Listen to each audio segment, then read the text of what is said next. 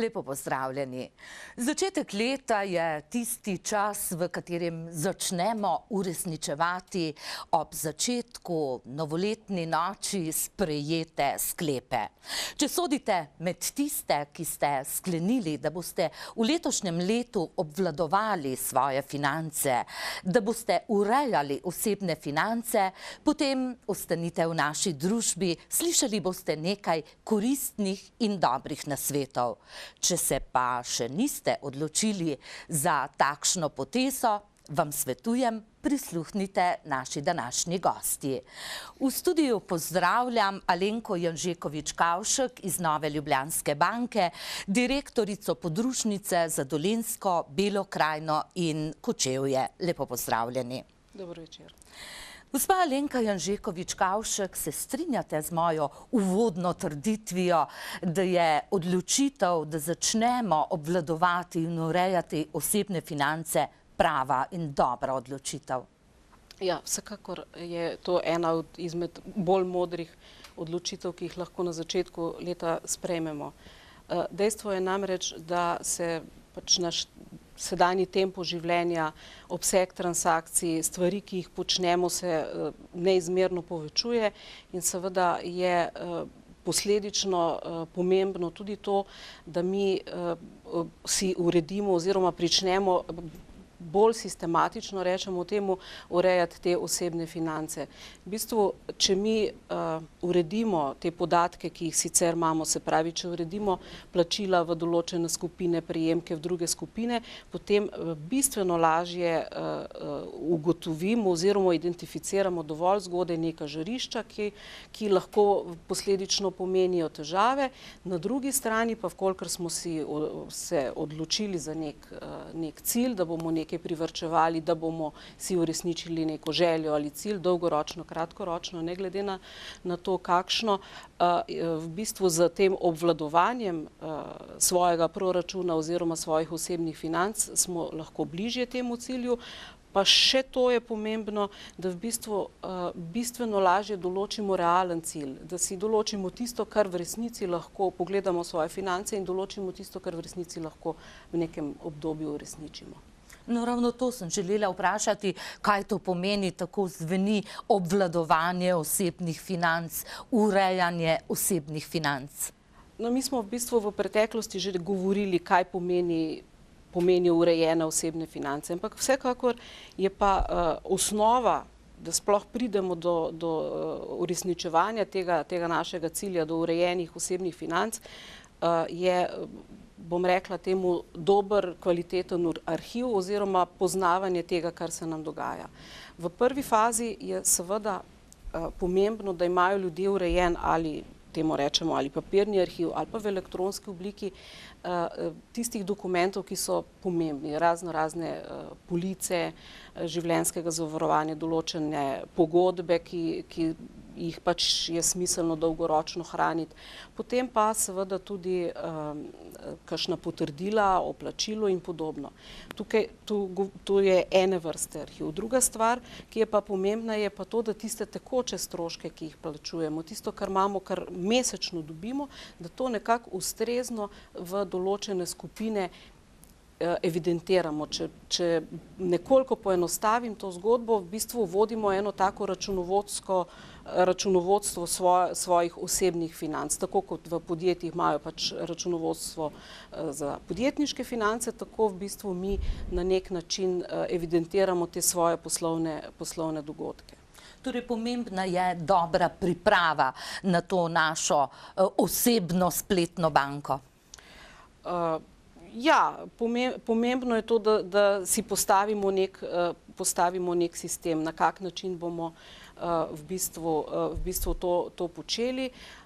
Pomembno je, da si postavimo določene cilje, da pač izberemo tudi neko polje, nek medij, na kak način bomo to počeli. Zaradi tega smo se v bistvu v naši banki, Novi Ljubljanski banki, odločili in tudi nadgradili to našo spletno poslovalnico z določenimi moduli, ki ljudem pač pomagajo pri temu. Kaj nam pa pravzaprav ponuja to spletno bančništvo, ko vi tako razlagate, zveni zelo enostavno in preprosto? Zdaj, v osnovi je vsaka spletna banka narejena, namenjena v bistvu upravljanju nekih bolj enostavnih transakcij. Se pravi, plačevanju položnic, pregledovanju stanja. Zelo pomembna informacija je seveda tudi, kakšno je stanje na našem računu, kakšne prilive smo dobili, koliko smo porabili s plačilnimi karticami in podobno. Tu je v bistvu osnova vsake spletne banke. Potem pa kasneje pa seveda so se ti moduli ali pa te funkcionalnosti so se izboljšale, postale so bistveno bolj prilagojene našim strankam, ki so pač v ospredju pri določanju o tem, kakšne funkcionalnosti naj bi spletna poslovalnica imela. Tako da v bistvu na eni strani to spletno banko uporabljamo tako, kot sem že rekla, za plačevanje, lahko tudi za kakšno sklepanje depozitov in podobno, na drugi strani pa kasneje potem za evidentiranje teh dogodkov. Bi lahko rekli, da na ta način prihranimo predvsem čas, morda pa tudi denar? Ja, v prvi fazi seveda je bil cilj, da se strankam prihrani čas za neke take rutinske storitve, ki bi jih sicer mogle upravljati v poslovalnici, se pravi izbrati tisto uro, ko je poslovalnica odprta, ne pa takrat, ko imajo one čas. Prednost vsake spletne poslovalnice je seveda v tem, da vi lahko opravite kakšno storitev, plačilno transakcijo, ki je običajno vezana na rok,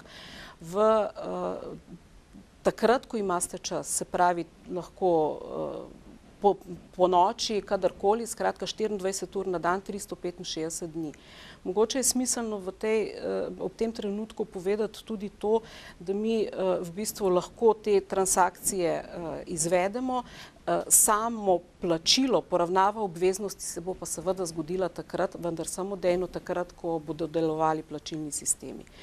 Tako da v bistvu prihranek na času obiskov poslovalnici imajo stranke, ki pač uporabljajo spletno poslovalnico, bistveno manj.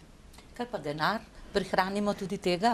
Ja, to vsi želimo, ne, in seveda tudi prihranimo določen znesek denarja. Recimo, če nekoliko poenostavim, če plačujete približno 5 položnic mesečno, se pravi 60 položnic v enem letu, prihranite približno 88 evrov v primerjavi s tem, če bi te iste obveznosti plačevali na bančnem okencu. Tako da tudi finančni prihranek je.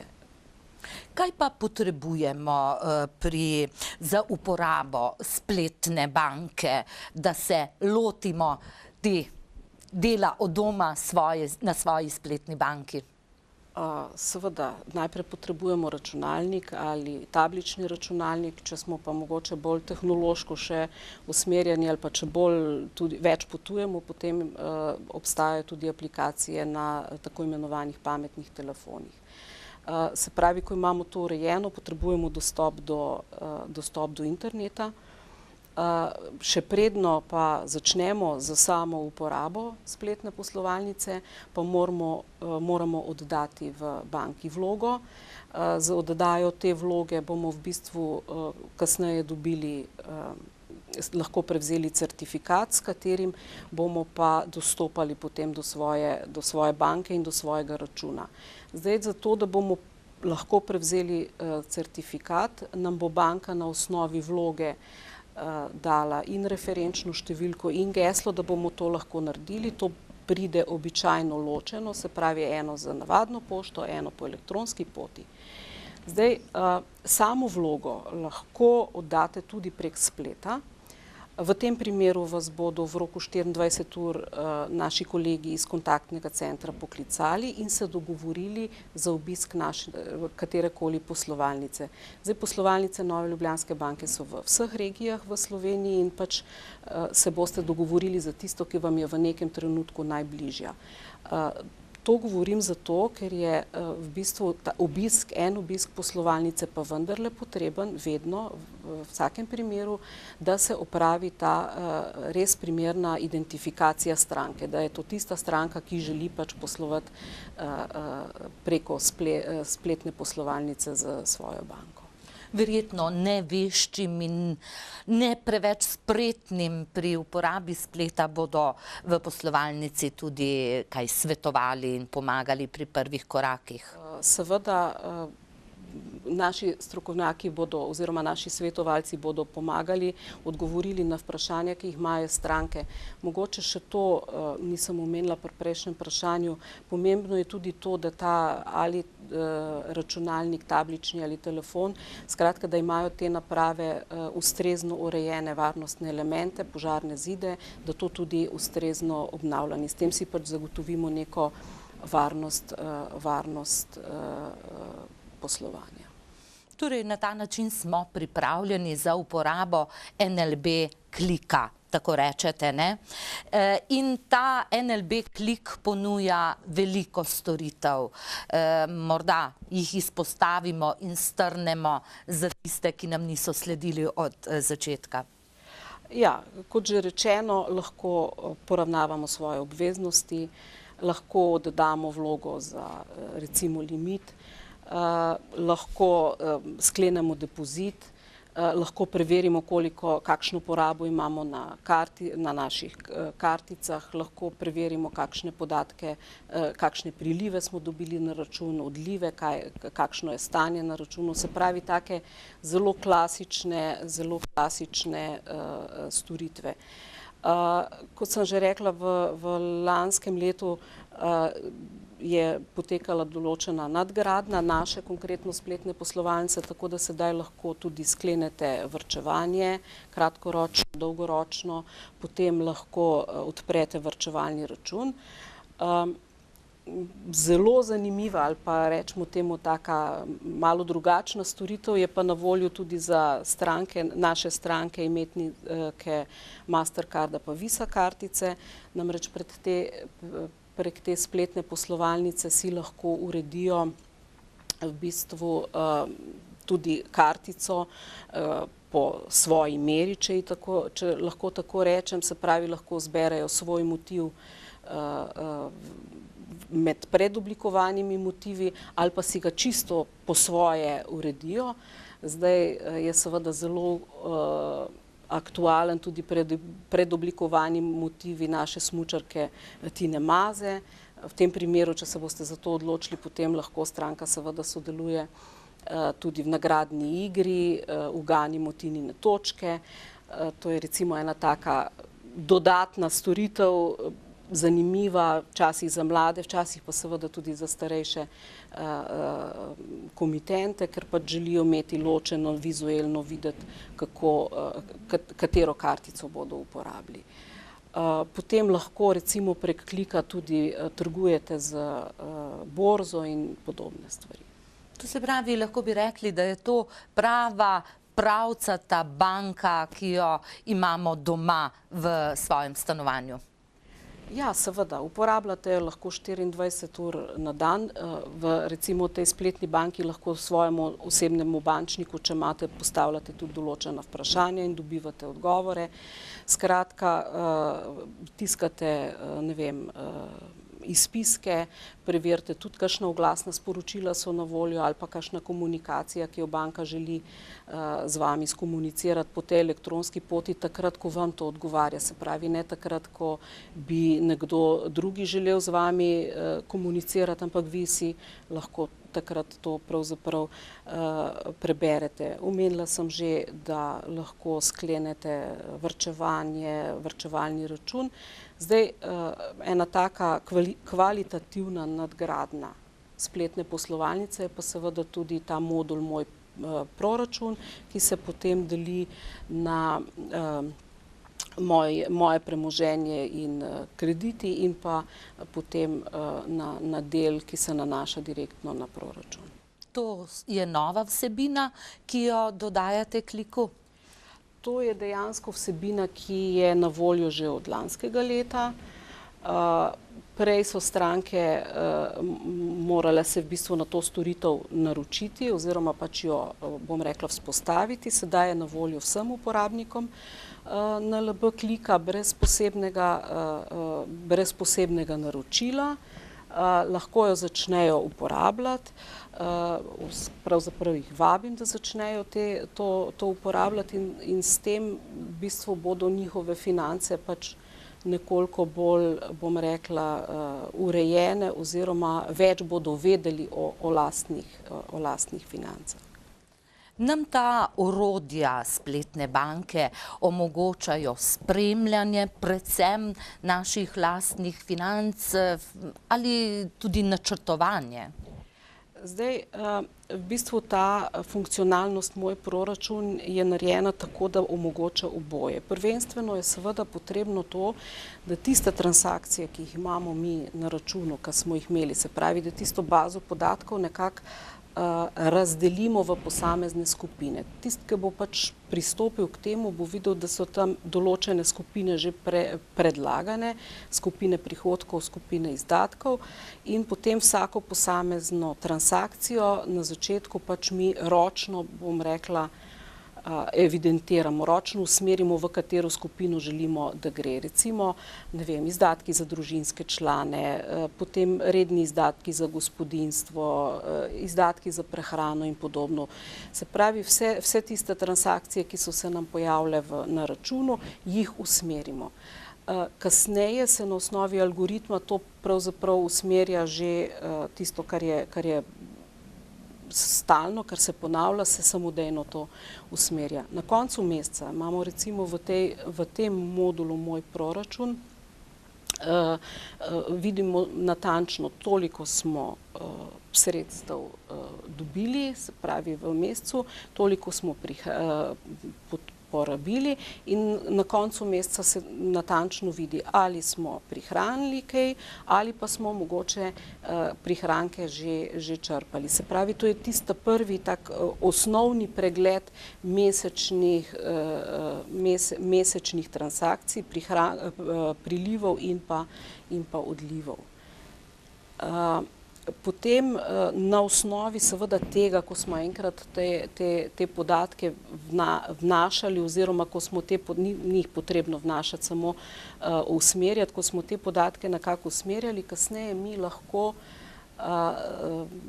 pogledamo tudi, kaj se nam v kakšni posamezni kategoriji dogaja, ali porabljamo, ne vem, za stroške elektrike več ali porabljamo manj, ali se naši prejemki povečujejo ali se v času zmanjšujejo. Pomembno je pa seveda to, da to bazo na nek način začnemo polniti in jo potem lahko tudi spremljamo. Ko v bistvu imamo nekaj mesecev ali pa nekaj mesecev urejenih na ta način, mi v bistvu bistveno lažje ugotovimo, kje so tiste točke, kjer bi lahko še kaj prihranili, ne da bi se nam naš življenjski standard bistveno poslabšal, ali pa mogoče, da so naša pričakovanja do same sebe, da lahko več privarčujemo, da so pravzaprav nerealna. Zelo malo ljudi zelo natančno ali pa ve v odstotku, kakšna so tista sredstva, ki jih zelo nujno rabi za preživetje, čemu se bi pa lahko odpovedal in koliko posledično bi lahko temu potem prihranil. Se pravi, to orodje, dolgovi in prihranki nam nekako plastično pokaže, kako trošimo in potem tudi lažje nadzorujemo te svoje finance. Seveda, ta modul, se pravi dolgovi in premoženje, je pa v bistvu drugi model, na nek način spet nadgradnja prejšnjega mojega proračuna. Tukaj pa mi pravzaprav vidimo, kaj se z našim premoženjem dogaja. A se nam dolgovi povečujejo, a se premoženje povečuje. Mogoče je za gledalce zanimivo vedeti tudi to, da si lahko neko premoženje, ki ga imajo nekje drugje, se pravi ne v banki, tudi tukaj evidentirajo in ga potem pravzaprav spremljajo. Verjetno se vedno več ljudi odloča za spletno banko. Nekako splet je postal zdaj sestavni del našega življenja in verjetno, predvidevam, ljudje segajo tudi po tej ponudbi, ki jo ponujate v NLB kliku.